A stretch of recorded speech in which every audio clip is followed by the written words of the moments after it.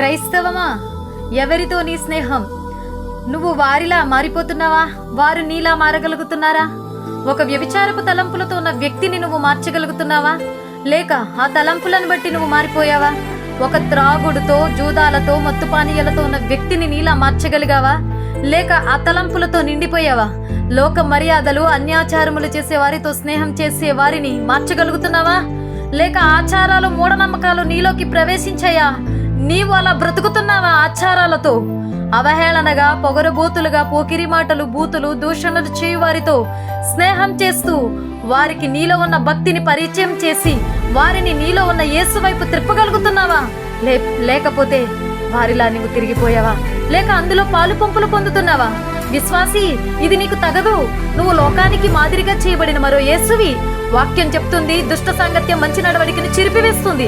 నువ్వు ఎవరితో స్నేహం చేసినా నీలో ఉన్న యేసు వైపు ఆకర్షించుకో, కానీ వారిలో ఉన్న అజ్ఞానం వైపు చూసి అజ్ఞానివిగా మారొద్దు. బాధతో ఈ మాటలు రాస్తున్నా. క్షయముఖ్యాన్ని యేసు వైపు చూద్దాం. అక్షయమైపోయే వాటిని చూడకుండా మన కన్నులు యేసు వైపు త్రిప్పుకుందాం.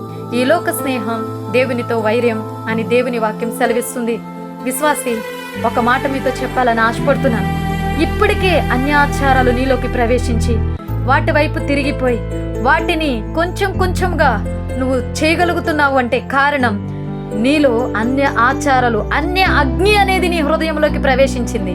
ఒకరోజు అది నిన్ను కాల్చివేయబోతుంది, సంఘానికి దూరం చేయబోతుంది. నువ్వు ఒక విశ్వాసివి కాదని నిరూపించబోతుంది. ప్లీజ్, ఒకవేళ పడిపోయావేమో, లేవనెత్తబడాలని ఒక ఆశతో ఈ మాటలు రాస్తున్నాను. ఒకవేళ తిరిగిపోయావేమో, యేసు వైపు త్రిప్పాలని హెచ్చరిస్తున్నాను. ఒకవేళ నువ్వు అలాగే ఉంటే నిన్ను బట్టి దేవుని నామానికి స్తోత్రమే.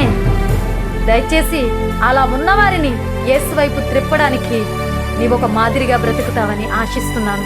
నిన్ను పురగొల్పాలనే మాటలతోనే, ఈ మాటలతో నిన్ను పురుగొల్పాలనే ఉద్దేశంతోనే ఈ మాటలు మాట్లాడడం జరుగుతుంది. ఈ మాటలు వింటున్న ప్రియ సహోదరి, సహోదరుడా, దయచేసి యేసు వైపు చూద్దాం. లోకాన్ని చూస్తున్నప్పుడు మన కన్నులు దేవుని వైపు త్రిప్పుకుందాం. అందరికీ praise the Lord. God bless you.